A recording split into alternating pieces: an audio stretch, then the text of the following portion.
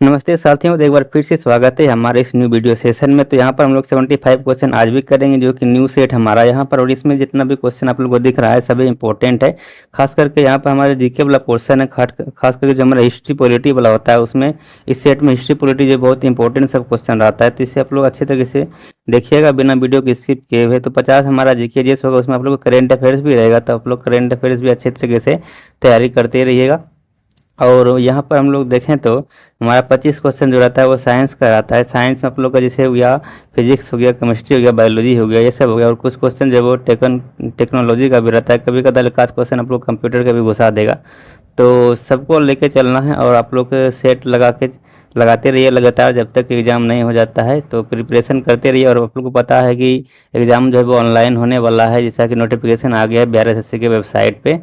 और एग्ज़ाम कब तक हो गया तो नोटिफिकेशन नहीं आया है, लेकिन जब आएगा नोटिफिकेशन तो आप लोग को सूचित कर दिया जाएगा। तब तक आप लोग तैयारी में लगे रहिए बड़े ज़ोर शोर से, क्योंकि एग्ज़ाम जो होगा बहुत जल्दी होगा। क्योंकि अगर नोटिफिकेशन जारी कर रहा है एसएससी, तो इसका मतलब है कि वो एग्ज़ाम के लिए भी कुछ ना कुछ तैयारी कर रहे हैं। तो हम लोग बहुत सचेत होकर अच्छी तरीके से तैयारी जारी रखेंगे। तो यहाँ पर भी आप लोग को बहुत अच्छे तरीके से तैयारी किया जा रहा है, करवाया जा रहा है। और आप लोग जैसे कि पता है कि हम लोग बहुत सारा सेट कर चुके हैं, उसमें इतना क्वेश्चन सारा इंपॉर्टेंट है कि एग्जाम और व्यू से बहुत सभी वीडियोज हैं बहुत इंपॉर्टेंट होने वाला है। ठीक है, तो आप लोग सबको देख लीजिएगा, प्लेलिस्ट आपको मिल जाएगा लिंक के मतलब वीडियो के डिस्क्रिप्शन में, वहाँ से जाकर आप लोग सभी वीडियो देख सकते हैं। तो चलिए हम लोग बिना टाइम गवाए प्रश्न देखना स्टार्ट करते हैं।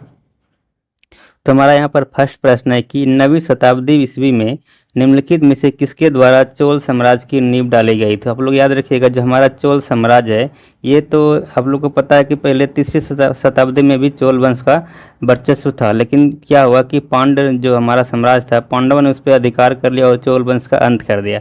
तो वहाँ पर हमारा तीसरी शताब्दी में चोल वंश का अंत हो गया। लेकिन फिर से 9वीं शताब्दी में चोल वंश का उदय हुआ था। तो 9वीं शताब्दी में जो चोल वंश का उदय हुआ था उसका संस्थापक जो थे वो विजयालय था। तो वही हो जाएगा यहाँ पर कि जो 9वीं शताब्दी में जो हमारा चोल वंश का नींव डाली गई थी वो विजयालय के द्वारा रखा गया था। बार बार प्रश्न पूछा जाता है कि चोल वंश के संस्थापक कौन है, तो हो जाएगा विजयालय। तो इसका राइट आंसर हो जाएगा ऑप्शन नंबर सी, विजयालय। और हमारा यहाँ पर जो कृष्ण प्रथम है, ये आप लोगों को पता है कि राष्ट्रकूट वंश का है कृष्ण प्रथम। और जो यहाँ पर हमारा हो गया जो हमारा राष्ट्रकूट वंश के कृष्ण प्रथम हो गया। लेकिन अगर पूछा जाए राष्ट्रकूट वंश का संस्थापक कौन थे, तो वो दंती दुर्ग थे। ठीक है, इसे भी आप लोग याद रखिएगा। और राजराज चोल जो हमारे चोल वंश का हो गया, और प्रांतक प्रथम ये भी हमारा चोल वंश के हैं। तो ठीक है, तो यहाँ पर हमारा ये तीनों जो राजा था वो चोल वंश के ही थे। मात्र एक ही कृष्ण प्रथम है जो कि हमारा किस वंश से, राष्ट्रकूट वंश से, जिसका संस्थापक कौन हो गया, राष्ट्रकूट वंश का संस्थापक हो गया दंती दुर्ग। इसे आप लोग याद रखिएगा। और ये सभी वंश जो है वो, जैसे हमारा चोल वंश हो गया, पांड वंश हो गया, चेल वंश हो गया, चेर वंश हो गया, ये सभी जो हमारा दक्षिण भारत का वंश है। यहाँ पर हम लोग नेक्स्ट प्रश्न की ओर बढ़ते हैं। तो हमारा नेक्स्ट प्रश्न यहाँ पर प्रश्न संख्या 2 की निम्नलिखित मध्यकालीन संतों के कला अनुसार व्यवस्थित करना है। तो हमारे यहाँ पर कुछ मध्यकालीन संत का दिया गया है नाम, उसका आपको क्या करना है, काल अनुसार व्यवस्थित करना, मतलब किस काल में ये सभी वल्लभाचार्य उपस्थित थे तो उसके अनुसार व्यवस्थित करना है। तो आप लोग याद रखिए, सबसे पहले जो है हमारा यहाँ पर जो ऑप्शन के अनुसार हमारा यहाँ पर सबसे पहले है तो वो शंकराचार्य का है। और इसका जो मतलब कार्यकाल था, जो हमारा मतलब काल था इसका शंकराचार्य का, वो था 8वीं शताब्दी में। तो 8वीं शताब्दी में जो हमारा यहाँ पर शंकराचार्य हो जाएगा। फिर रामानुज का बात करें तो ये 11वीं शताब्दी में थे रामानुज। और हमारा माधवाचार्य जो है वो 13वीं शताब्दी में थे। और वल्लभाचार्य जो है हमारा ये 15वीं शताब्दी में। तो इस प्रकार देखें, ये काल के अनुसार यही होता है ऑप्शन नंबर सी, कि आप लोग इसे भी याद रखें कि हमारा शंकराचार्य जी थे 8वीं शताब्दी में, इसका जो काल था वो 8वीं शताब्दी था। रामानुज का काल हो गया 11वीं शताब्दी। फिर हमारा जो माधवाचार्य हो गया वो 13वीं शताब्दी हो गया। और वल्लभाचार्य 15वीं शताब्दी में से इसका काल हो गया। तो इस पर आप लोग काल के अनुसार सजा सकते हैं, लेकिन आप लोग को जानना पड़ेगा इसका काल, तभी तो आप लोग इसको सजा सकते हैं। तो इसे आप लोग याद रखिएगा। एक बार फिर से रिवीजन कर देता हूँ कि हमारे जो शंकराचार्य जी थे वो 8वीं शताब्दी में उपस्थित थे। फिर हमारा रामानुज जो है ये 11वीं शताब्दी में, माधवाचार्य 13वीं शताब्दी में, और वल्लभाचार्य हो गया 15वीं शताब्दी में। तो ये हमारा क्रम हो गया। और हम लोग फिर नेक्स्ट क्वेश्चन को बढ़ते हैं। तो हमारा नेक्स्ट क्वेश्चन यहाँ पर आता है प्रश्न संख्या 3।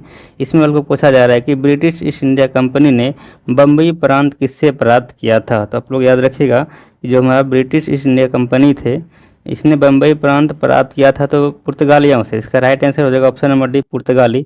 अगर बात करें यहाँ पर पुर्तगालियों से कैसे बम्बई प्रांत प्राप्त हुआ ईस्ट इंडिया कंपनियों को, तो आप लोग याद रखिएगा कि जो हमारा यहाँ पर जो हमारे ईस्ट इंडिया कंपनी के जो हमारे अंग्रेज था उसका नाम था चार्ल्स द्वितीय। चार्ल्स द्वितीय का विवाह जो है वो पुर्तगाली महारानी जो थी उस टाइम कैथरीन, ये राजकुमारी था पुर्तगाली की राजकुमारी कैथरीन।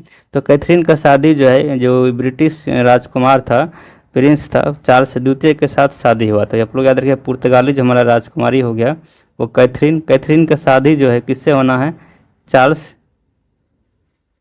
चार्ल्स द्वितीय से। तो इसका शादी जो है 1661 ईस्वी में हुआ था। जो हमारा राजकुमारी है पुर्तगाल की वो कैथरीन, और जो हमारे ब्रिटिश शासन क्या कहते हैं प्रिंस है हमारा राजकुमार, वो चार्ल्स द्वितीय से शादी हुआ है 1661 ईस्वी में। तो ये इसी के तहत जो ये शादी होने के तहत इस जो चार्ल्स द्वितीय को दहेज में मिला था क्या? ये बम्बई प्रांत। तो पुर्तगालों से दहेज में मिला चार्ल्स द्वितीय को बम्बई प्रांत। फिर उसने चार्ल्स द्वितीय ने क्या किया? चार्ल्स द्वितीय ने 1668 ईस्वी में इस जो हमारा बम्बई प्रांत है इसको क्या कर दिया? ब्रिटिश ईस्ट इंडिया कंपनी को बेच दिया। कितना में? तो 10 पाउंड वार्षिक किस्त पर। इसको मतलब वार्षिक जो हमारा किराया है, वार्षिक किराया जो बम्बई प्रांत का वो 10 पाउंड दिया जाएगा। किसको किसको दिया जाएगा? तो वो चार्ल्स द्वितीय को जाएगा, जिसके बदले में इसने बम्बई प्रांत किसको बेच दिया है? ब्रिटिश ईस्ट इंडिया कंपनी का। तो ये कहानी आप लोग याद रखिएगा। जो हमारा बम्बई प्रांत है वो पुर्तगालियों के द्वारा किसको क्या करते हैं दहेज दिया गया था? वो चार्ल्स द्वितीय को दहेज दिया गया था। किस लिए? क्योंकि वो कैथरीन से शादी हुआ था उसका, ठीक है। तो 1661 ईस्वी में हुआ था।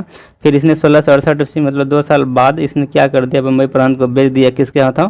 तो ब्रिटिश ईस्ट इंडिया कंपनी के हाथों बेच दिया 10 पाउंड वार्षिक किराया पर। तो इसे भी आप लोग याद रख लीजिएगा। उसके बाद ये सभी जो आप लोग देख रहे हैं ये सभी कंपनियां जो कि भारत में आया हुआ था, फ्रांसीसी company, Dutch company, Danish company. अगला प्रश्न यहाँ पर प्रश्न संख्या 4 यहाँ पर पूछा जा रहा है आप लोगों को, किसने एक तरफ से संस्कृत मुद्रालय के साथ चांदी के सिक्के निर्गत किए? तो इसका जो राइट आंसर हो जाएगा वो हो जाएगा option number B, Mohammad Ghaznavi. तो मोहम्मद गजनवी के द्वारा ही ये किया गया था। इसका right answer option number B हो जाएगा। मोहम्मद गजनवी आप लोगों को पता है ये कौन थे? तो ये तुर्क शासक थे, और मोहम्मद बिन कासिम जो है ये अरब शासक थे। तो अगर पूछा जाए कि भारत पर आक्रमण करने वाला प्रथम मुस्लिम कौन थे? तो ये मोहम्मद बिन कासिम हो जाएगा। ये 712 ईस्वी में आक्रमण किया था, ये अरब शासक है। और हमारा मोहम्मद गजनवी जो है ये तुर्क है। और एक इसके साथ इसके बाद और एक आया था जो कि कौन है? मोहम्मद गौरी है, ठीक है। इसे आप लोग याद रखिएगा। उसके बाद यहाँ पर प्रश्न संख्या 5 आ जाता है कि आर्यों का भारत में प्रथम स्थायी आवास था। तो भारत में पूछा जा रहा है जो हमारा आर्य है, आर्य, इसका भारत में प्रथम स्थायी आवास कहाँ था? तो इसका right answer option number D, Punjab. तो पंजाब में जो इसका स्थायी आवास था भारत में। और आप लोगों को पता है कि अगर बात करें हम लोग मैक्स मुलर के अनुसार, तो मैक्स मुलर ने जो बताया था कि आर्यों का जो मूल निवास स्थान है वो कहाँ है? मध्य एशिया है। तो मैक्स मुलर ने कहा था कि जो हमारा मैक्स मुलर के अनुसार कहा गया था कि आर्यों का जो मूल निवास स्थान है वो कहाँ है? मध्य एशिया में है। यह प्रश्न पूछा जाता है। और सिंध आप लोग को पता है कि अभी तो पाकिस्तान के क्षेत्र में चला गया है, और बलूचिस्तान भी पाकिस्तान में ही, और उत्तर प्रदेश हमारा पता है कि बिहार के यहाँ पर हमारा जो उत्तर प्रदेश है वो भारत के एक राज्य है जिसका कि सीएम कौन है? योगी जी है। अगला प्रश्न पर प्रश्न संख्या 6, इसमें पूछा जाए आप लोगों की उपनिषद की पुस्तकें, जो हमारा यहाँ पर उपनिषद की पुस्तकें है निम्न से किस पर आधारित है? तो उपनिषद की पुस्तकें किस पर आधारित है? आप लोग याद रखिएगा यह पुस्तकें आधारित है दर्शन पर। इसका right answer option number C हो जाएगा, दर्शन पर आधारित है। और यहाँ पर हमारा जो योग है, योग से संबंधित जो आप लोग याद रखें पतंजलि जी है। और अगला प्रश्न प्रश्न संख्या 7 है कि जहांगीर का आत्मकथा तुजुक ये जहांगीरी किस भाषा में लिखा गया था? आप लोग याद तुजुक ये जहांगीरी जो कि क्या कहते हैं जहांगीर का आत्मकथा है, और ये जो लिखा गया है ये खुद जहांगीर के द्वारा ही लिखा गया है, और ये लिखा गया था फारसी भाषा में। इसका right answer option number C हो जाएगा, फारसी भाषा में लिखा गया है तुजुक ये जहांगीरी, जो कि जहांगीर का क्या है? आत्मकथा है। और आप लोग याद रखिएगा जो हमारा अकबरनामा है, और अकबरनामा जो है ये किसका क्या कहते हैं? आत्मकथा है, तो अकबरनामा आप लोग याद रखिए अकबर का आत्मकथा है, लेकिन लिखा गया किसके द्वारा? तो अबुल फजल के द्वारा लिखा गया। अकबरनामा अबुल फजल के द्वारा, और ये फारसी भाषा में लिखा गया था। और एक आप लोग याद रखिए बाबरनामा, तो बाबरनामा खुद बाबर के द्वारा ही लिखा गया है। ये बाबरनामा जो है बाबर का आत्मकथा है, और वो खुद बाबर के द्वारा ही लिखा गया है, और वो लिखा गया है तुर्की भाषा में। तो किस भाषा में? तुर्की भाषा में। और एक अपना यहाँ पर है हुमायूं नामा, तो हुमायूं नामा जो लिखा गया है वो गुलबदन बेगम के द्वारा लिखा गया है, जो कि हुमायूं का बहन थे गुलबदन बेगम, उसी के द्वारा लिखा गया, और यह फारसी भाषा में लिखा गया। तो यहाँ पर आप लोग को 3 शब्द बताए। एक तो यहाँ पर हमारा क्लियर हो गया जहांगीर का जो आत्मकथा है तुजू के जहांगीरी, जो कि फारसी भाषा में लिखा गया। उसके बाद बताया आप लोग को कि जो बाबरनामा है या बाबर का हो गया तुर्की भाषा में। उसके बाद अकबरनामा जो है अबुल फजल के द्वारा लिखा गया, जो कि फारसी में। उसके बाद बताया हूँ हुमायूंनामा, तो हुमायूंनामा जो है वो गुलबदन बेगम के द्वारा लिखा गया, और ये जो हमारा फारसी भाषा में था। इतना आप लोग याद रखिएगा इस क्वेश्चन से। नेक्स्ट प्रश्न है प्रश्न संख्या 8। इसमें आप लोग पूछा जा रहा है किसके नेतृत्व में अंग्रेजों ने सिंध का अधिग्रहण कर लिया था? तो आप लोग याद रखिए जो हमारा सिंध है प्रांत जो पाकिस्तान में भी चला गया, अंग्रेजों ने इस पर अधिग्रहण किया था किसके नेतृत्व में? तो ये क्या गया था? चार्ल्स नेपियर के नेतृत्व में। इसका राइट आंसर ऑप्शन नंबर हो जाएगा चार्ल्स नेपियर।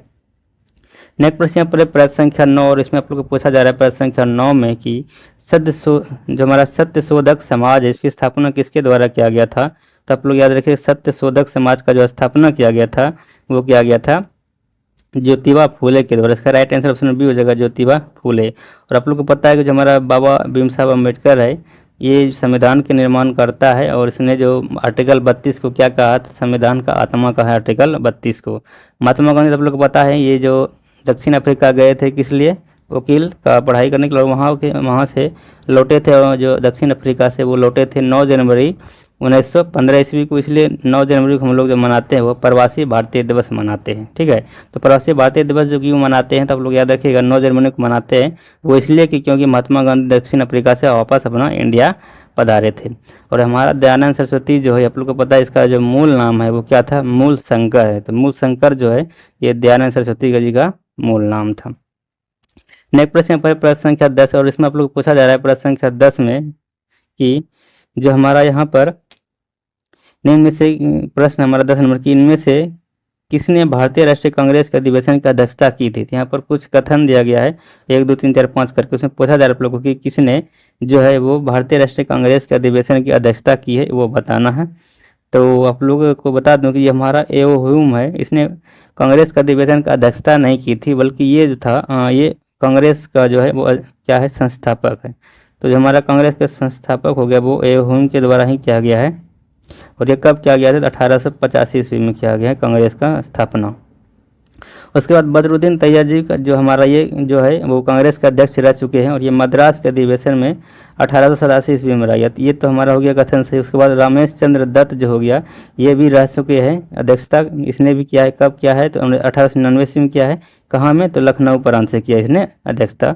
उसके बाद यहाँ पर हमारा कथन 4 है यहाँ पर कि विजया लक्ष्मी पंडित, तो इसने अध्यक्षता नहीं की है। 2 महिला थी जिसने कि कांग्रेस की अध्यक्षता की थी, एक तो हो गया एनी बेसेंट जी और दूसरा है हमारा सरोजिनी नायडू जी। अगर पूछा जाए कि प्रथम महिला जो है जिसने कि इसका अध्यक्षता की है, किसका? जो हमारा कांग्रेस अधिवेशन उसका अध्यक्षता की, तो वो हो जाएगा एनी बेसेंट। लेकिन प्रथम भारतीय महिला पूछा जाएगा तो वो हो जाएगा सरोजिनी नायडू जी। उसके बाद यहाँ 5वां कथन है कि हमारा गोपाल कृष्ण गोखले, तो इसने भी बनारस में 1905 ईस्वी में ये कांग्रेस की अध्यक्षता की है। तो हमारा यहाँ पर देख रहे हैं 5 नंबर हमारा सही है कथन। फिर हमारा यहाँ पर देख सकते हैं कि कथन जो हमारा यहाँ पर है, यहाँ पर हमारा 2 कथन और 2 3 5 हमारा सही है। इसका राइट आंसर हो जाएगा ऑप्शन नंबर सी 2 3 5। इसलिए इसका right answer option number C हो जाएगा। इस प्रकार प्रश्न पूछा जाता है कथन के अनुसार, और उसके बाद ऑप्शन नीचे रहेगा, जिसे आप लोग अच्छी तरीके से समझा कीजिए इस तरह का प्रश्न का। उसके बाद नेक्स्ट प्रश्न अपने यहाँ पर 11 नंबर प्रश्न आ जाता है। तो 11 नंबर प्रश्न पूछा जाए कि बॉम्बे प्रेसिडेंसी एसोसिएशन की स्थापना में से कौन शामिल नहीं थे? इनमें कौन जो है वो कुछ शामिल नहीं थे बॉम्बे प्रेसिडेंसी एसोसिएशन की स्थापना में? तो ये बताना है। तो अपने यहाँ पर 4 ऑप्शन है आनंद चार्लू, फिरोज शाह मेहता, बदरुद्दीन तैयब जी और केटी तेलंग। तो आप लोग याद रखिए जो हमारा आनंद चार्लू जी है ये इसमें शामिल नहीं थे। इसका राइट आंसर ऑप्शन नंबर ये हो जाएगा। बाकी बाद फिरोज शाह मेहता हो गया, केटी तेलंग हो गया और बदरुद्दीन तैयब जी हो गए, ये सभी जो है बॉम्बे प्रेसिडेंसी एसोसिएशन की स्थापना में शामिल थे। इसलिए इसका राइट आंसर ऑप्शन नंबर ये हो जाएगा। नेक्स्ट प्रश्न यहाँ पर अपन प्रश्न संख्या 12, इसमें पूछा जा रहा है कि दीवान ए अर्ज विभाग संबंधित था। दीवान ए अर्ज विभाग किससे संबंधित था? यहाँ पर 4 ऑप्शन है, इसका राइट आंसर हो जाएगा ऑप्शन नंबर सी। दीवान ए विभाग जो है, जो हमारा दीवान ए अर्ज विभाग है, ये रक्षा विभाग से संबंधित है। इसे हम लोग सैन्य विभाग भी बोलते हैं। और ये इसका स्थापना जो किया गया था वो बलबन के द्वारा किया गया था। किसके द्वारा? बलबन के द्वारा किया गया था। और ये दीवान जो अर्ज है वो क्या है? तो सैन्य विभाग है, या फिर इसको बोल सकते हैं हम लोग रक्षा विभाग। इसलिए इसका right answer option number C हो जाएगा। नेक्स्ट प्रश्न पर प्रश्न संख्या 13, इसमें आप लोग को पूछा जा रहा है कि 18 वर्ष की आयु पर मताधिकार का प्रयोग पहली बार आम चुनाव में कब किया गया था? आप लोग याद रखिए, जो हमारा मताधिकार का जो उम्र था पहले वो कितना था? 21 वर्ष था। तो मताधिकार का आयु 21 वर्ष था और इसको 21 वर्ष से घटाकर 18 वर्ष किया गया था। कब? तो ये किया गया था, आप लोग याद रखिएगा, इंपॉर्टेंट क्वेश्चन पूछा जाता है बार बार कि जो हमारा मताधिकार का आयु 21 वर्ष 18 वर्ष कब किया गया? तो ये किया गया था 61वां संविधान संशोधन 1989 में किया गया था। ठीक है, जिसे आप लोग याद रखिएगा कि 61वां संविधान संशोधन के तहत ही जो हमारा यहाँ पर मताधिकार का जो उम्र है वो 21 वर्ष से घटाकर 18 वर्ष किया गया था। तो यही प्रश्न यहाँ पर पूछा जा रहा है कि 18 वर्ष की आयु पर मताधिकार का प्रयोग पहली बार आम चुनाव में कब किया गया था? तो ये किया गया था 1989 ईस्वी में। तो इसका right answer option number C हो जाएगा 1989 ईस्वी। नेक्स्ट प्रश्न पर प्रश्न संख्या 14, और इसमें पूछा जा रहा है आप लोग प्रश्न संख्या 14 में कि अंतर्राज्यीय परिषद, जिसको बोलते हैं इंग्लिश में इंटर स्टेट काउंसिल, के गठन का प्रावधान भारतीय संविधान के किस अनुच्छेद में वर्णित है? तो अंतर्राज्यीय परिषद का गठन का जो वर्णन है वो भारतीय अनुच्छेद के अनुच्छेद 263 में वर्णित है। इसका right answer option number B हो जाएगा 263 अनुच्छेद। और हमारा यहाँ पर अनुच्छेद 262 दिख रहा है। इसमें क्या कहा गया कि जो हमारे राज्यों के बीच जो नदी का जल विवाद होता है उससे संबंधित आर्टिकल जो वो आर्टिकल 262 है। और 263 हमारा हो गया अंतर्राज्यीय परिषद का, मतलब इंटर स्टेट काउंसिल से संबंधित हो गया। और जो हमारे यहाँ पर 266 अनुच्छेद है इसमें संचित निधि का जिक्र है, और अनुच्छेद 267 में आकस्मिक निधि का जिक्र है। तो यहाँ पर आप लोग याद रख सकते हैं कि जो हमारा 263 हो गया इंटर स्टेट काउंसिल हो गया, और अनुच्छेद 262 हो गया हमारा अंतर्राज्यीय जल विवाद, और अनुच्छेद 266 हो गया संचित निधि से संबंधित, और 267 हो गया आकस्मिक निधि से संबंधित। यहाँ पर हमारा राइट आंसर ऑप्शन बी हो गया, क्योंकि पूछा गया था अंतर्राज्यीय परिषद। नेक्स्ट प्रश्न पर प्रश्न संख्या 15, इसमें पूछा जा रहा है आप लोगों की भारत के संविधान सभा का संवैधानिक सलाहकार कौन था? तो आप लोग याद रखें, जो हमारा भारतीय संविधान सभा है उसका संवैधानिक सलाहकार जो है वो BN राव थे, ना कि BR अम्बेडकर थे। आप लोग याद है BN राव, जो हमारा BR अम्बेडकर जी, इसने इसको संविधान का निर्माता कहा जाता है, लेकिन जो हमारा संवैधानिक सलाहकार थे वो BN राव थे। इसका right answer option number C हो जाएगा। नेक्स्ट प्रश्न पर प्रश्न संख्या 16, इसमें आप लोग को पूछा जा रहा है कि राज्य की विधानसभा के 17वासन का उपदेश किसके द्वारा दिया जाता है? तो जो राज्य की विधानसभा की बात हो रहा है तो इसका 17वासन का आदेश राज्यपाल के द्वारा दिया जाता है। इसका right answer option number C हो जाएगा राज्यपाल। नेक्स्ट प्रश्न पर प्रश्न संख्या 17, इसमें आप लोग को पूछा जा रहा है कि भारत में संसदीय प्रश्न पूछने की प्रक्रिया सर्वप्रथम किस अधिनियम द्वारा शुरू की गई? तो आप लोग याद रखिए, जो शुरू की गई थी वो की गई थी भारत परिषद अधिनियम 1892 के तहत। इसलिए इसका राइट आंसर जो होगा ऑप्शन नंबर बी हो जाएगा। भारत परिषद अधिनियम 1892 के तहत ही भारत में संसदीय प्रश्न पूछने की प्रक्रिया सर्वप्रथम शुरू की गई थी, इसलिए इसका right answer option number B हो जाएगा। तो नेक्स्ट प्रश्न को हम लोग बढ़ेंगे। नेक्स्ट प्रश्न आ जाता है अपने यहाँ पर प्रश्न संख्या 18, और इस प्रश्न संख्या 18 में आप लोग को पूछा जा रहा है यहाँ पर कि कानून द्वारा स्थापित प्रक्रिया किस देश से लिया गया? तो आप लोग याद रखिए, कानून द्वारा स्थापित प्रक्रिया जो है ये लिया गया है जापान से। इसका राइट आंसर ऑप्शन बी हो जाएगा, जापान से लिया गया है। अगर पूछा जाए कि जो हमारा यहाँ पर कानून जो है, एक तो कानून को हम लोग विधि भी बोल सकते हैं, या फिर यहाँ पर प्रश्न पूछा जाता है विधि द्वारा स्थापित प्रक्रिया, तो ये जापान से हो जाता है, क्योंकि कानून और विधि दोनों तो एक ही चीज़ है। लेकिन अगर पूछा जाए कानून निर्माण की प्रक्रिया कहाँ से लिया गया है, तो ये ब्रिटिश से लिया गया है। ब्रिटिश संविधान से क्या लिया गया है? कानून निर्माण की प्रक्रिया। कानून निर्माण की जो प्रक्रिया है ये कहाँ से लिया गया है? तो ब्रिटिश संविधान से लिया गया है। लेकिन अगर पूछा जाए कानून द्वारा स्थापित प्रक्रिया, यहाँ पर स्थापित एक वर्ड आपको समझना, और एक कानून निर्माण। तो निर्माण और स्थापित से आप लोग अंतर फाइंड करना, क्योंकि ऑप्शन आप लोग को बार बार दोनों रहेगा, ब्रिटिश और जापान। तो इसमें यहाँ पर डाउट होता है बहुत सारे आदमियों को, तो इसलिए आप लोग निर्माण में याद रखें ब्रिटिश संविधान से लिया गया, लेकिन स्थापित प्रक्रिया पूछा जाएगा तो ये जापान से लिया गया है। ठीक है, और दक्षिण अफ्रीका की बात करें तो यहाँ से आप लोग जो याद रख सकते हैं कि जो हमारा संविधान संशोधन है, जो कि भाग 20 में है और आर्टिकल 368 में है। इसमें जो है हमारा दक्षिण अफ्रीका से ही लिया गया ये संविधान संशोधन, इसे भी आप लोग याद रख लीजिएगा। और हमारा समवर्ती सूची जो है वो कहाँ से लिया गया है, तो ऑस्ट्रेलिया से लिया गया है, तो इसे भी आप लोग याद रखिएगा। और एक पंचवर्षीय योजना है, जो कि हमारा पंचवर्षीय योजना कहाँ से लिया गया है, तो वो रूस से लिया गया है। और जो हमारा यहाँ पर प्रस्तावना है, प्रस्तावना का भाषा जो है वो भी कहाँ से लिया गया है, तो ऑस्ट्रेलिया से लिया गया है। तो प्रस्तावना का भाषा भी कहाँ से लिया गया, ऑस्ट्रेलिया से लिया गया है। और हमारा जो अभी जस्ट बोले पंचवर्षीय योजना कहाँ से लिया गया है, तो ये लिया गया है रूस से। दक्षिण अफ्रीका संविधान संशोधन हो गया, जापान से हो गया हमारा कानून द्वारा स्थापित प्रक्रिया, और ब्रिटिश संविधान से कानून निर्माण की प्रक्रिया लिया गया है। तो यहाँ पर इसका right answer option number B हो गया। नेक्स्ट प्रश्न पर प्रश्न संख्या 19, इसमें हम लोग पूछा जा रहा है कि भारतीय संविधान के किस लेख में शोषण के विरुद्ध अधिकार दिया गया है। तो आप लोग याद रखिएगा, शोषण के विरुद्ध जो अधिकार दिया गया है वो आर्टिकल 23 और 24 में दिया गया है। इसका राइट आंसर होगा अनुच्छेद 23 और 24, शोषण के विरुद्ध अधिकार। और जो हमारा आप लोग याद रखिए 14 से 18 तक जो हमारा आर्टिकल है वो इक्वलिटी का अधिकार है, मतलब समानता का अधिकार है। और 25 से 28 में जो है वो धार्मिक अधिकार है, इसे आप लोग याद रख लीजिएगा। नेक्स्ट प्रश्न पर प्रश्न संख्या 20, इसमें आप लोग को पूछा जा रहा है कि सरकारिया आयोग जो हमारा यहाँ पर है, सरकारिया बोलते हैं या फिर सहकारिया भी बोलते हैं, इस आयोग का गठन किस विषय पर रिपोर्ट देने के लिए किया गया था। तो आप लोग याद रखिएगा, ये जो हमारा सरकारिया आयोग है वो केंद्र राज्य संबंध से संबंधित है। इसका right answer option number B हो जाएगा, ठीक है। और कुछ आयोग और भी है, जैसे कि पुंछी आयोग हो गया, ये सभी हमारा जो है सरकारी आयोग से ही संबंधित है, और मतलब केंद्र राज्य संबंध से ही संबंधित है। अगला प्रश्न पर प्रश्न संख्या 21 है, यहाँ पर पूछा जा रहा है कि सुबनसिरी जो वो किसकी सहायक नदियाँ हैं। तो आप लोग याद रखिए, जो हमारा सुबनसिरी है ये ब्रह्मपुत्र की सहायक नदियाँ हैं, और ये आप लोग को पता है कहाँ से निकलती है, तो जो हमारा तिब्बत में जो मानसरोवर पठार है, सॉरी मानसरोवर पर्वत है, वहाँ से ये निकलती है ब्रह्मपुत्रा नदी। और वहीं से आसपास से निकलती है हमारा सिंधु नदी और सतलज नदी। तो दोनों का उद्गम जो है, तीनों का, जो हमारा सिंधु हो गया, सतलज हो गया, ब्रह्मपुत्र हो गया, तीनों का उद्गम तिब्बत जो हमारा वहीं पर है, तिब्बत में, और भारत से बाहर है। तो इसका राइट आंसर हो गया ऑप्शन नंबर ए, ब्रह्मपुत्र। और गोदावरी हमारा दक्षिण भारत की जो नदियाँ हैं वो है, कोसी हमारा हो गया बिहार का शोक नदियाँ।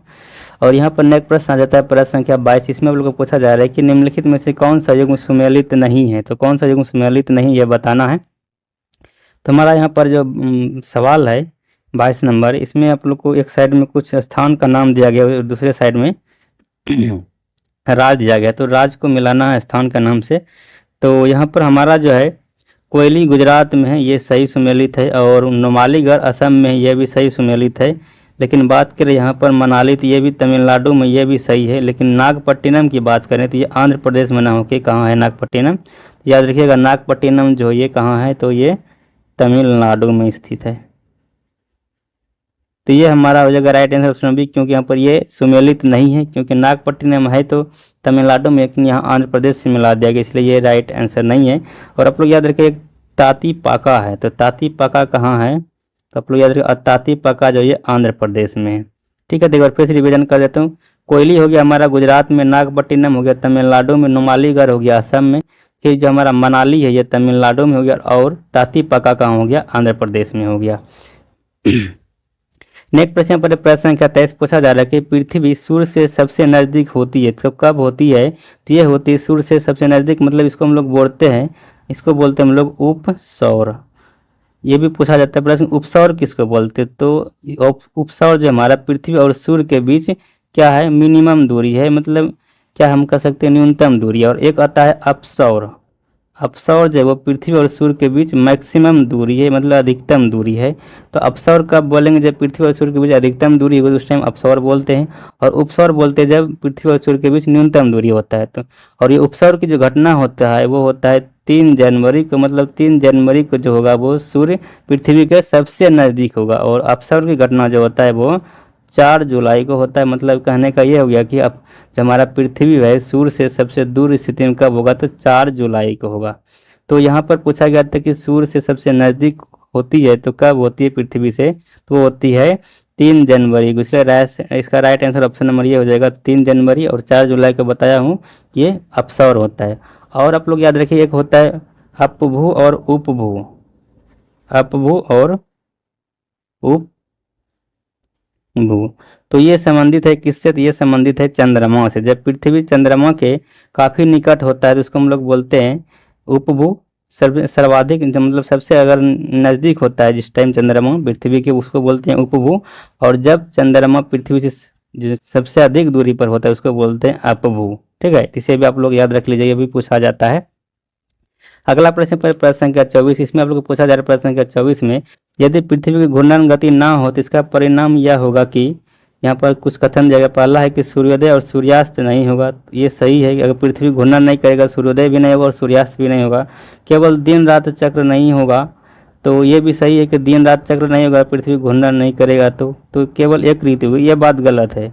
पृथ्वी घूर्णन नहीं करेगा तो इसका मतलब ये नहीं कि एक ऋतु होगा। पृथ्वी का परिक्रमण मतलब अगर सूर्य के चारों ओर नहीं घूमता है तब भले कह सकते हैं कि हमारा ऋतु एक ही रहेगा। तो ये जब सूर्य के चारों ओर घूमता है जिसको हम लोग बोलते हैं प्रकीर्णन, लेकिन अगर अपने अक्ष पर घूम रहा है तो उसको बोलते हैं हम लोग घूर्णन। तो घूर्णन के कारण ये ऋतु कोई मतलब नहीं है, इसलिए इससे कथन जो 1 और 2 ही सिर्फ सही होगा। इसलिए इसका राइट आंसर ऑप्शन में बी हो जाएगा, केवल 1 और 2 कथन हमारे यहाँ पर सही है। नेक्स्ट प्रश्न पढ़े प्रश्न संख्या 25, इसमें पूछा जा रहा है प्रश्न संख्या 25 में कि जिन ज्वारों की ऊंचाई सामान्य ज्वार से 20% अधिक होता है उन्हें क्या कहते हैं? तो उन्हें हम लोग बृहद ज्वार भाटा कहते हैं। नेक्स्ट प्रश्न पर प्रश्न संख्या 26, और इसमें आप लोग को पूछा जा रहा है कि निम्नलिखित में से कौन सी नदी बंगाल की खाड़ी में नहीं गिरती है? तो आप लोग याद रखिए, जो हमारा नर्मदा और ताप्ती है ये दोनों अरब सागर में गिरती है और ये एस्चुरी का निर्माण करती है। इसलिए इसका right answer option number D हो जाएगा, ए और बी दोनों। और महानदी जो हमारा ये उड़ीसा की क्या है, उड़ीसा में नदी, उड़ीसा की नदी, और ये कहाँ गिरती है? तो ये बंगाल की खाड़ी में गिरती है और डेल्टा का निर्माण करती है। नेक्स्ट प्रश्न पर प्रश्न संख्या 27, इसमें आप लोग को पूछा जा रहा है प्रश्न संख्या 27 में कि एक साइड में ज्वालामुखी पर्वत है और दूसरे साइड में देश है, तो ज्वालामुखी पर्वत को देश से मिलाना है। तो यहाँ पर मिलाने पर हम लोग को देखते हैं कौन सा राइट आंसर होता है। तो आप लोग याद रखिए, जो हमारा मेयाना पर्वत है, मेयाना जो ज्वालामुखी पर्वत है ये कहाँ है? तो ये फिलीपींस का है। मेयाना ज्वालामुखी पर्वत कहाँ का है? तो ये फिलीपींस का हो गया। और हमारा जो यहाँ पर माउंट सस्ता है, माउंट सस्ता कहाँ है? तो ये यूएसए में हो गया। और चिम्बोरेंजो जो हमारा माउंट है, ज्वालामुखी पर्वत है चिम्बोरेंजो, ये पाया जाता है कहाँ पर? तो ये इक्वाडोर में है। और माउंट हेक्ला कहाँ है? तो ये आइसलैंड में स्थित है। तो एक बार फिर से रिविजन कर जाए तो मेयाना हो गया हमारा फिलीपींस में, माउंट सस्ता हो गया यूएसए में, इसको बोलते हैं हम लोग अमेरिका। और चिम्बोरेंजो जो हमारा है ये इक्वाडोर में हो गया। और हमारा माउंट हेक्ला जो वो कहाँ है? आइसलैंड में। तो इसका जो राइट आंसर हो जाएगा मिलान करने के बाद वो ऑप्शन नंबर बी हो जाएगा। नेक्स्ट प्रश्न पर प्रश्न संख्या 28, इसमें लोग को पूछा जा रहा है प्रश्न संख्या 28 में कि किस पंचवर्षीय योजना के अंतर्गत समाज के समाजवादी ढांचे की स्थापना का संकल्प लिया गया था? ये संकल्प जो लिया गया था वो द्वितीय पंचवर्षीय योजना में लिया गया था। इसका राइट आंसर ऑप्शन में बी हो जाएगा। और आप लोग याद रखें, प्रथम पंचवर्षीय योजना का जो कार्यकाल था वो 1951 से 1956 हो गया, और द्वितीय का जो कार्यकाल है वो 1956 से क्या हो जाएगा? 1961 ईस्वी। ठीक है, तो ये हमारा द्वितीय पंचवर्षीय योजना का कार्यकाल था। इसी में जो हमारा समाज के समाजवादी ढांचे का स्थापना का संकल्प लिया गया है। और बात करें अगर हम लोग इसका जो द्वितीय पंचवर्षीय योजना है किस मॉडल पर आधारित है, तो इसे आप लोग याद रखिएगा, ये महालनोबिस जो हमारा ये महालनोबिस के मॉडल पर आधारित है। और बात करें हम लोग प्रथम पंचवर्षीय योजना का, तो ये आप लोग याद रखिएगा हेराल्ड डॉमर मॉडल पर आधारित है। ये भी प्रश्न पूछा जाता है। नेक्स्ट प्रश्न पर प्रश्न संख्या 29, उसमें पूछा जा रहा है प्रश्न संख्या 29 में कि पिछड़े देशों के लिए रोलिंग प्लान जो सुझाव है वो किसके द्वारा दिया गया था? तो पिछड़े देशों के रोलिंग प्लान का सुझाव जो दिया गया था वो जी मिर्डाल के द्वारा दिया गया था। इसके right answer option number A हो जाएगा, जी मिर्डल के द्वारा ही रोलिंग प्लान का सुझाव दिया गया था। आप लोग पता है कि रोलिंग प्लान कब आया है, तो आप लोग याद रखिएगा, जो हमारा सबसे पहले तो आप लोग को बता दूं कि जो हमारा पंचवर्षीय योजना है 1951 से 56 हो गया पहला, फिर दूसरा हो गया 56 से 61, फिर तीसरा हो जाएगा 61 से क्या हो जाएगा? 61 से 66 हो जाएगा। फिर तीसरा जो हमारा है वो कितना से कितना चला था? तीसरा जो हमारा सबसे पहले उसके पहले बता 66 से 69 तक जो हमारा वह क्या था, इसमें गैप था। और उसके बाद हमारा फिर 69 से कहाँ तक चला था? 74 तक चला था। फिर 74 से 78 हो गया। फिर 78 से 88 जो है, सॉरी 1978 से 1980 के बीच जो हमारा ये रोलिंग प्लान था। ठीक है, तो ये इसी को हम लोग बोलते हैं। और इसका सुझाव जो दिया गया था 1978 से 80 के बीच जो रोलिंग प्लान चला, इसका सुझाव दिया गया था जी मिडल के द्वारा। इसका राइट आंसर ऑप्शन नंबर ये हो जाएगा। नेक्स्ट प्रश्न यहाँ पर प्रश्न संख्या 30, इसमें पूछा जा रहा है कि भारतीय लघु उद्योग विकास बैंक का मुख्यालय कहाँ स्थित है? इसका जो मुख्यालय स्थित है भारतीय लघु बोर्ड का उसका स्थित है मुख्यालय, आप लोग याद रखिएगा। इसका राइट आंसर होगा ऑप्शन नंबर बी, लखनऊ में स्थित है। नेक्स्ट प्रश्न यहाँ पर प्रश्न संख्या 31 पूछा जा रहा है कि निम्नलिखित में से ओलंपिक में लगातार 2 पदक जीतने वाले भारतीय महिला बनी है, तो वो कौन बनी है? तो आप लोग याद रखिएगा, वो बनी है हमारा पीवी सिंधु, जिसका right answer option number D हो जाएगा। एक क्रिकेटर है। और नेक्स्ट प्रश्न यहाँ पर है प्रश्न संख्या 32, इसमें आप लोग को पूछा जा रहा है कि, और यहाँ पर आप लोग बता दो कि पीटी उषा, इसको जानते हैं हम लोग उड़न पड़ी के नाम से जानते हैं पीटी उषा को। नेक्स्ट प्रश्न यहाँ पर एक शहतूत रेशम का अग्रणी उत्पादक भारतीय राज्य कौन सा है? जिसका right answer option number C हो जाएगा, कर्नाटक है। तो कर्नाटक में शहतूत रेशम जो है सबसे अधिक उत्पादन होता है, इसके लिए इसका right answer option number C हो जाएगा। नेक्स्ट प्रश्न पर प्रश्न संख्या 33 है कि पूछा जा रहा है कि बजट एक लेखन पत्र है, तो बजट एक लेखन पत्र किससे संबंधित है? ये संबंधित है किसका ये बजट पत्र है? तो ये इसका आप लोग याद रखिएगा, ये लेख पत्र किसका है? तो ये सरकार के राजकोषीय नीति का लेख पत्र है बजट, इसका right answer option number C हो जाएगा। और बजट से आर्टिकल आप लोग को याद रखिएगा, 100 आर्टिकल 112 जो हमारा वो बजट से संबंधित है। और वहाँ पर जो हमारे जो संविधान में बजट शब्द का प्रयोग नहीं किया गया है, बल्कि इसका नाम रखा गया वार्षिक वित्तीय वर्ष। ठीक है, प्रश्न पूछा जाएगा कि क्या हमारे संविधान में बजट शब्द का जिक्र है? तो इसका राइट आंसर होगा नहीं, बजट शब्द का जिक्र नहीं है। आर्टिकल 112 में जिक्र है, लेकिन उसमें वहाँ पर बजट शब्द को लिखा गया वार्षिक वित्तीय वर्ष। नेक्स्ट प्रश्न यहाँ पर प्रश्न संख्या 34 में आप लोग को पूछा जा रहा है कि इनमें से प्रत्यक्ष कर कौन है? तो इसका जो प्रत्यक्ष कर हो जाएगा जो हमारा, वो हो जाएगा आयकर। आयकर पर जो आयकर जो हमारा था वो प्रत्यक्ष कर होता है, बाकी उत्पादन, बिक्री और चुंगी ये सभी अप्रत्यक्ष कर है। नेक्स्ट प्रश्न पर प्रश्न संख्या 35 है कि द हिल पैलेस संग्रहालय भारत के किस राज्य में स्थित है? तो याद रखिए आप लोग, जो यहाँ पर जो हमारा प्रश्न है कि द हिल पैलेस संग्रहालय जो स्थित है वो भारत के केरल राज्य में स्थित है, इसका right answer option number C हो जाएगा, केरल। नेक्स्ट प्रश्न पर है प्रश्न संख्या 36, और प्रश्न संख्या 36 में आप लोग को पूछा जा रहा है कि पोलियो से दुष्प्रभावित होता है, तो सॉरी यहाँ पर पोलियो नहीं है, पीलिया है। तो पूछा जा रहा है कि पीलिया से दुष्प्रभावित होता है, मतलब पीलिया जो रोग है वो किसको जो है प्रभावित करता है? तो आप लोग याद रखिए, प्रभावित करता है यकृत को। तो ये आप लोग याद रखिएगा, जो हमारा यहाँ पर यकृत है जिसको हम लोग बोलते हैं लिवर, तो लिवर को ही प्रभावित करता है कौन? पीलिया बीमारी। नेक्स्ट प्रश्न पर प्रश्न संख्या 37 की मानव नेत्र के संबंध में नीचे दिए कथनों का विचार कीजिए। इसमें देखिए मानव नेत्र के संबंधित कौन सा कथन सही है, उस पर हम लोग सही टिक लगाएंगे। तो हमारा मानव नेत्र जो है वो प्रकाश के कोर्निया से होकर प्रवेश करता है, तो ये सही है। पुतली नेत्र में प्रवेश करने वाले प्रकाश की मात्रा को नियंत्रित करती है, ये भी सही है। रेटिना पर किसी वस्तु का प्रतिबिंब जो वो उल्टा और वास्तविक बनता है, इसे आप लोग याद रखिए, बार बार प्रश्न पूछा जाता है कि रेटिना पर प्रतिबिंब कैसा बनता है? तो वो वास्तविक और उल्टा बनता है। तो यहाँ पर हमारा ये भी कथन सही है, तो हमारा यहाँ पर right answer option number D, 1 और 2 तीनों हमारा कथन सही है। नेक्स्ट प्रश्न पर प्रश्न संख्या 38 की कंचन एक उन्नत किस्म है, तो कंचन जो किस्म है ये किसका किस्म है? आंवला का किस्म है, इसका right answer option number B हो जाएगा।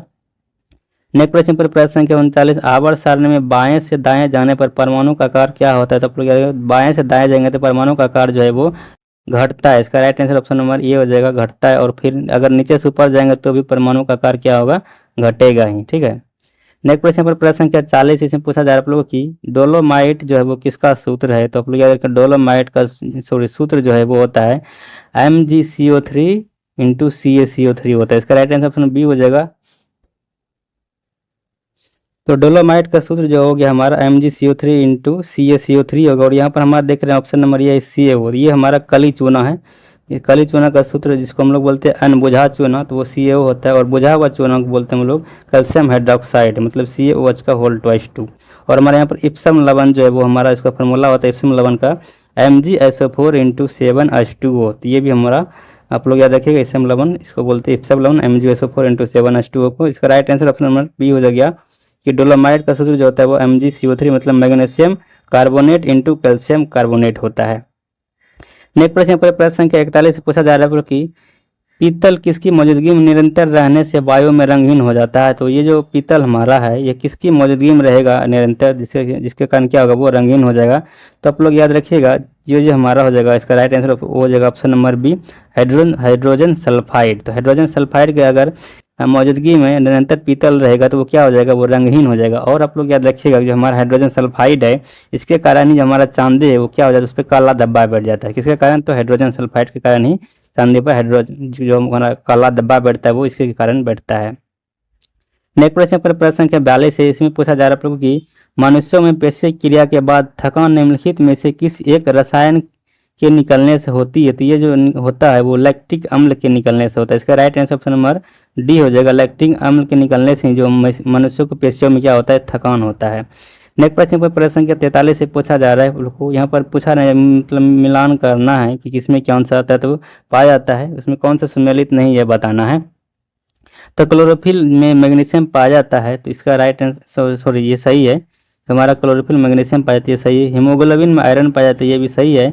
खाने का नमक में सोडियम, जिसके पता आप लोगों को सोडियम जो हमारा खाने का नमक है उसका सूत्र होता है NaCl, जिसमें सोडियम पाया जाता है, ये भी सही है। कपड़ा धोने में सोडियम सोडा पोटासियम, तो ये गलत जाएगा। कपड़ा धोने का आप लोग को पता है सूत्र होता है Na2CO3 × 10H2 होता है ना, तो इसमें सोडियम कार्बोनेट हो जाएगा ना कि सोडा पोटेशियम, इसलिए यहाँ पर इसका right answer option number D हो जाएगा। कपड़ा धोने का जो हमारा सूत्र होता है वो Na2CO3 × 10H2 होता है। नेक्स्ट प्रश्न पर प्रश्न संख्या 44 पूछा जा रहा है कि कपास के कीट रोधी पौधे आनुवंशिक इंजीनियरिंग द्वारा एक जीन को निविष्ट कर निर्मित किए गए हैं, तो लिया गया है, तो ये कहाँ से लिया गया है, जो हमारा है किससे लिया गया है। कपास के कीट रोधी पौधे जो आनुवंशिक इंजीनियरिंग द्वारा एक जीन को निविष्ट कर निर्मित किया गया है, तो ये लिया गया है। आप लोग याद रखिएगा, ये जो लिया गया है इसका right answer option number D हो जाएगा, पौधे से लिया गया है। ठीक है, इसे आप लोग याद रखिएगा। नेक्स्ट प्रश्न पर प्रश्न संख्या यहाँ पर प्रश्न संख्या 45 में पूछा जा रहा है आप लोगों की विभिन्न संस्कृतियों के वैज्ञानिक विवरण के तुलनात्मक अध्ययन को कहते हैं। तो वो जो हमारा विभिन्न संस्कृतियाँ हैं उसके वैज्ञानिक विवरण के तुलनात्मक अध्ययन को बोलते हैं इथनोलॉजी, इसलिए राइट आंसर हो जाएगा ऑप्शन नंबर ये इथनोलॉजी। नेक्स्ट प्रश्न पर 46 में प्रश्न है, इसमें पूछा जा रहा है आप लोग की निम्नलिखित में से कौन सा एक सुमेलित नहीं, इनमें से कौन जो वो सुमेलित नहीं है। तो ऑप्शन नंबर ये डेसिबल, डेसिबल ध्वनि की प्रबलता की इकाई, ये सही है। अश्वशक्ति शक्ति की इकाई, ये भी सही है। समुद्री मील जो नौ संचालन में दूरी की इकाई, ये भी सही है। यहाँ पर है सेल्सियस, तो सेल्सियस जो वो उष्मा की इकाई नहीं, ये गलत दिया गया। उष्मा की इकाई क्या होता है, कैलोरी होता है, और ताप का इकाई जब वो सेल्सियस होता है, तो यहाँ पर ये गलत दिया गया, इसलिए इसका right answer option number D हो जाएगा। नेक्स्ट प्रश्न पर प्रश्न संख्या 47 के वॉशिंग मशीन का कार्य सिद्धांत किस पे आधारित है। तो इसका जो कार्य सिद्धांत आधारित है वो अपकेंद्रन पर आधारित है। और आप लोग याद रखिए जो हम लोग दूध से मक्खन निकालते हैं वो भी अपकेंद्रन से ही निकालते हैं, और जो कपड़ा हम लोग साफ करते हैं वो भी अपकेंद्रन पे ही आधारित होता है। ठीक है, नेक्स्ट प्रश्न पर प्रश्न संख्या 48 में पूछा जाए निम्नलिखित में से कौन सा कथन सत्य है। तो इसमें कौन सा कथन सत्य है, तो यहाँ पर हमारा जो ऑप्शन नंबर ये है, ऑप्शन नंबर ये हमारा कि किसी वस्तु का द्रव्यमान समान रहता है जबकि स्थान उसके भार के अनुसार बदलता है, यही कथन सही है हमारा। जब जिसका आप लोग पता है कि हमारा द्रव्यमान जो जिसे मान लेते हैं पृथ्वी पर 40 kg है, तो हमारा चंद्रमा पर जाएंगे तो वहाँ पे द्रव्यमान हमारा 40 kg रहेगा। लेकिन अगर भार की बात करें, हमारा यहाँ पर भार अगर 60 न्यूटन है तो वहाँ पर जाएंगे तो भार हमारा 6 गुना कम हो जाएगा, मतलब 10 न्यूटन हो जाएगा भार। ठीक है, तो भार चेंज होता है लेकिन द्रव्यमान क्या होता है, चेंज नहीं होता, इसलिए इसका राइट आंसर ऑप्शन नंबर ये हो जाएगा। नेक्स्ट प्रश्न पर प्रश्न संख्या 49 है कि मानव शरीर में प्रोटीन का पाचन निम्नलिखित में से कहाँ से प्रारंभ होती है। तो आप लोग याद रखिएगा प्रोटीन का पाचन जो प्रारंभ होता है वो होता है पेट से, जिसको बोलते हैं हम लोग आमाशय। इसका right answer option number D हो जाएगा। उसके बाद खाना का अगर पाचन पूछा जाएगा तो वो खाना का पाचन जो है वो मुंह से ही स्टार्ट हो जाता है। नेक्स्ट प्रश्न पर प्रश्न संख्या 50 इसमें पूछा जा रहा है कि WBC का बनना और RBC का विनाश जो होता है वो कहाँ होता है, तो वो पीलिया में होता है। तो आपको याद रखिएगा RBC का जो कब्रिस्तान वो होता है वो पीलिया को ही कहा जाता है, और वहाँ पर WBC का निर्माण भी होता है। नेक्स्ट प्रश्न पर प्रश्न संख्या 51 है, इसमें पूछा जा रहा है आप लोगों की निम्नलिखित में से किसमें ऋणात्मक आवेश होता है। तो हमारा बीटा कण जो है ये किसके कारण होता है, ये इलेक्ट्रॉन के समान होता है और ये ऋणात्मक आवेश होता है। और यहाँ पर अगर वेदन क्षमता की बात करें आप लोग याद रखिएगा सबसे ज़्यादा वेदन क्षमता जो होता है वो गामा किरण के होता है, उसके बाद बीटा किरण का, फिर उसके बाद अल्फा किरण का होता है। तो ये भी प्रश्न पूछा जाता है कि वेदन क्षमता को क्रमानुसार सजाएं, तो यहाँ पर ये हो जाएगा इसका क्रम। नेक्स्ट प्रश्न यहाँ पर प्रश्न संख्या 52 इसमें पूछा जा रहा है कि एक तत्व के समस्थानिक अलग अलग होते हैं। तो अगर समस्थानिक क्या कहते हैं, आप लोग समस्थानिक उसे बोलते हैं इसमें परमाणु की संख्या समान होता है लेकिन द्रव्यमान संख्या क्या होता है, भिन्न होता है। यहाँ पर पूछा है क्या समस्थानिक में अलग अलग क्या होता है, आप लोग याद रखिएगा समस्थानिक में द्रव्यमान संख्या क्या होता है, अलग अलग होता है लेकिन परमाणु संख्या भिन्न हो जाएगा। इसका right answer option number B हो जाएगा, क्योंकि यहाँ पर पूछा गया है कि अलग अलग क्या होता है, तो अलग अलग द्रव्यमान संख्या होता है समस्थानिक में।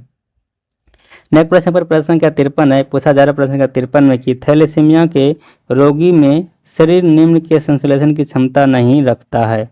तो आप लोग क्या, थैलेसीमिया का अगर कोई रोगी है तो वो जो है वो हीमोग्लोबिन के संश्लेषण की क्षमता नहीं रखता, इसलिए इसका राइट आंसर रहेगा ऑप्शन नंबर सी, हीमोग्लोबिन। अगले प्रश्न को और बढ़ते हैं। अगला प्रश्न आ जाएगा अपने यहाँ पर प्रश्न संख्या 54, और प्रश्न संख्या 54 में आप लोग को पूछा जा रहा है यहाँ पर कि एक सूची 1 और सूची 2 है, इसको मिलान करना है। तो जो हमारा हाइड्रोलिक दाब सिद्धांत ये किस पे आधारित है, तो हाइड्रोलिक दाब सिद्धांत जब आधारित है वो पास्कल के नियम पर आधारित है, और जो हमारा गति के जड़त्व नियम है ये गैलीलियो के नियम पर आधारित है। सौर प्रणाली का हीलियोसेंट्रिक सिद्धांत वो कोपरनिकस के द्वारा दिया गया था, और गुरुत्वाकर्षण का सार्वत्रिक नियम जो है वो न्यूटन के द्वारा क्या दिया गया था। यहाँ पर देखें तो मिलान करने के बाद होता है हमारा 1 का 3 हो गया, बी का हो गया 2, 1 का 3 और बी का 2, यहाँ पर हमारा सिर्फ ऑप्शन नंबर बी में ही है। यहाँ पर इसका right answer option number B हो जाएगा। नेक्स्ट प्रश्न पर प्रश्न संख्या 55, और इसमें पूछा जा रहा है प्रश्न संख्या 55 में कि हवाई जहाज से यात्रा करते समय पेन की स्याही निकलने लगती है, तो क्यों निकलने लगता है। तो आप लोग याद रखिए, जैसे जैसे हम लोग ऊंचाई पर जाते हैं तो जो वातावरण का जो दाब होता है, वायु दाब, वो क्या होता है, घटते जाता है। इसलिए वहाँ पर जो वायु दाब घटने के कारण ही ये जो हमारा पेन से स्याही क्या होता है, निकलने लगता है। इसका राइट आंसर ऑप्शन नंबर ये हो जाएगा, वायु दाब के कमी के कारण ये होता है।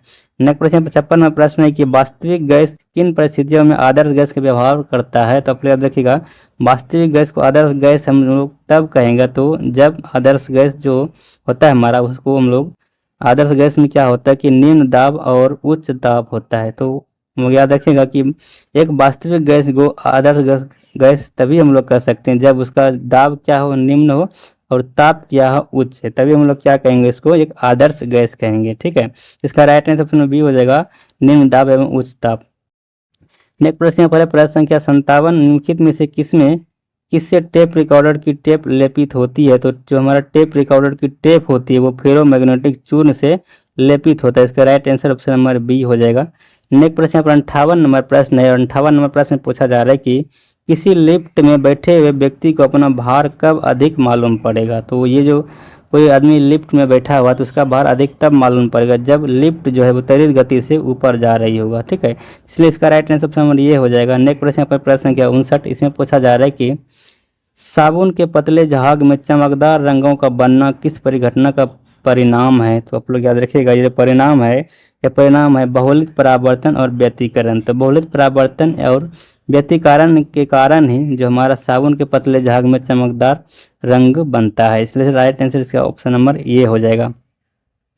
नेक्स्ट प्रश्न यहाँ पर आ जाता है प्रश्न संख्या 60 के सर्वाधिक विद्युत का चालकता वाला तत्व क्या है। तो आप लोगों को पता है कि सर्वाधिक जो विद्युत चालकता होता है वो चांदी में होता है। इसका राइट आंसर ऑप्शन नंबर ये हो जाएगा, चांदी। और नेक्स्ट प्रश्न यहाँ पर आ जाता है प्रश्न संख्या 61, और इसमें आप लोग को पूछा जा रहा है प्रश्न संख्या 61 में कि जीव मंडल आरक्षित क्षेत्रों की पहली परियोजना स्कीम कौन सी थी। तो पहली जो हमारा परियोजना स्कीम था जीव मंडल के क्षेत्रों से संबंधित वो है नीलगिरी जीव मंडल आरक्षित क्षेत्र, इसलिए इसका राइट आंसर ऑप्शन बी हो जाएगा। और यूनेस्को में शामिल जो पहला हमारा ये जगह है वो नीलगिरी है, जो हमारा पहाड़ी वही है नीलगिरी की पहाड़ियाँ, इसलिए इसका राइट आंसर ऑप्शन बी हो जाएगा। क्योंकि जीव मंडल का आरक्षित क्षेत्र पहली परियोजना जो है वो स्कीम जो हमारा परियोजना स्कीम था वो नीलगिरी जीव मंडल आरक्षित क्षेत्र ही है। नेक्स्ट प्रश्न पर प्रश्न संख्या 62, इसमें पूछा जा रहा है कि विद्युत ऊर्जा को यांत्रिक ऊर्जा में बदलने वाली युक्ति है। तो विद्युत ऊर्जा को यांत्रिक ऊर्जा में कौन बदलता है, तो ये विद्युत मोटर ही बदलता है। और बात करें हम लोग डायनामो का, तो ये क्या करता है डायनामो, तो डायनामो करता है कि जो हमारा यांत्रिक ऊर्जा है उसको विद्युत ऊर्जा में चेंज करता है। लाउड स्पीकर जो हमारा वो क्या करता है, विद्युत ऊर्जा को ध्वनि ऊर्जा में चेंज करता है। ठीक है, तो यहाँ पर हमारा पूछा गया था विद्युत ऊर्जा को यांत्रिक ऊर्जा में कौन चेंज करता है। इसका right answer option number C हो जाएगा, विद्युत मोटर।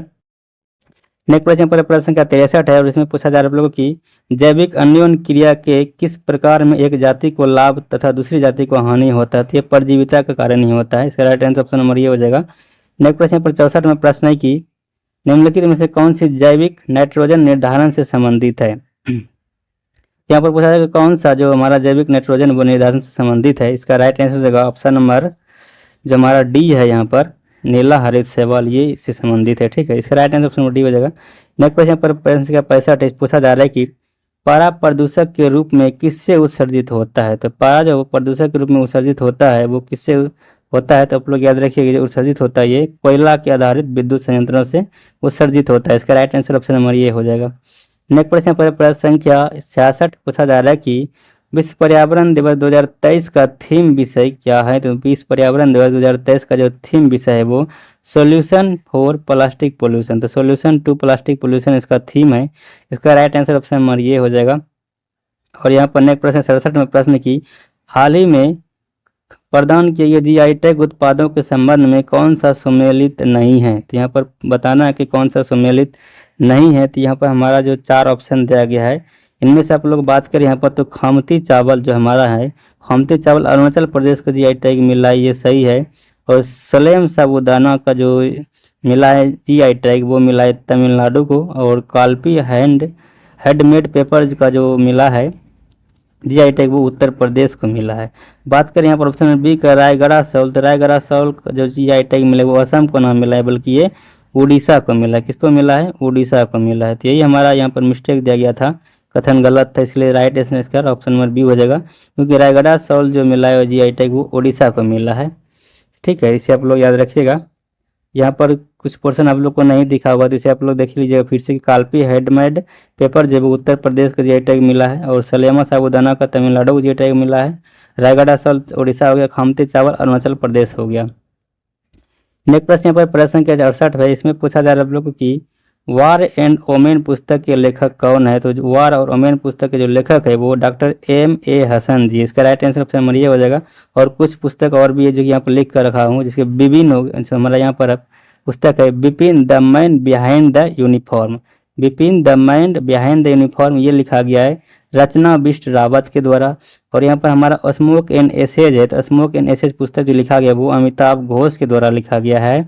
और हमारा जो यहाँ पर है as good as my word, as good as my word जो है ये लिखा गया है KM चंद्रशेखर के द्वारा। तो यहाँ पर इसको आप लोग Bipin the man behind the uniform को आप लोग किस प्रकार याद रख सकते हैं। जो हमारा बिपिन रावत जी है वो प्रथम CDS थी है, प्रथम CDS जो हमारा बिपिन रावत जी है, तो रावत से आप लोग याद रखिएगा रचना बिष्ट रावत। तो ये जो लिखा गया पुस्तक वो किसके द्वारा? रचना बिष्ट रावत के द्वारा लिखा गया है। नेक्स्ट प्रश्न पर है प्रश्न संख्या हमारा यहाँ पर 69। इसमें पूछा जा रहा है कि विश्व खुशहाली सूचकांक 2023 में भारत का स्थान क्या है। तो जो हमारा 2023 में विश्व खुशहाली सूचकांक था उसमें भारत का स्थान 126वां था। इसका राइट आंसर ऑप्शन नंबर ये हो जाएगा। नेक्स्ट प्रश्न पर है प्रश्न संख्या 70। इसमें पूछा जा रहा है यहाँ पर करेंट अफेयर्स हमारा यहाँ पर क्वेश्चन है कि विश्व पर्यटन संगठन द्वारा भारत के किस गांव को सर्वश्रेष्ठ पर्यटन गांव 2023 पुरस्कार दिया गया। तो ये दिया गया है धोरडो गांव गुजरात, धोरडो गांव जो कि गुजरात में, इसको जो है सर्वश्रेष्ठ पर्यटन गांव 2023 का पुरस्कार दिया गया है। नेक्स्ट प्रश्न पर प्रश्न 71 है कि भारत की पहली पुलिस ड्रोन यूनिट किस शहर में लॉन्च किया गया है। तो आप लोग याद रखिए पहली जो भारत का पुलिस ड्रोन यूनिट जो लॉन्च किया गया वो चेन्नई में लॉन्च किया गया। इसका right answer option number B हो जाएगा। नेक्स्ट प्रश्न संख्या 72 है कि माउंट एवरेस्ट के पास 21,500 फीट से स्काई डाइव करने वाली महिला कौन बनी है। ये महिला बनी है शीतल महाजन। इसका राइट आंसर ऑप्शन नंबर ये हो जाएगा।